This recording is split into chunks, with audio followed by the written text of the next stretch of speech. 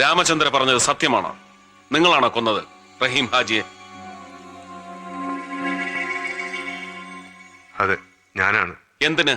വളരെ കഷ്ടപ്പെട്ടാണ് സാറേ ഞാനൊരു നാടക ട്രൂപ്പ് തല്ലിക്കൂട്ടിയത്.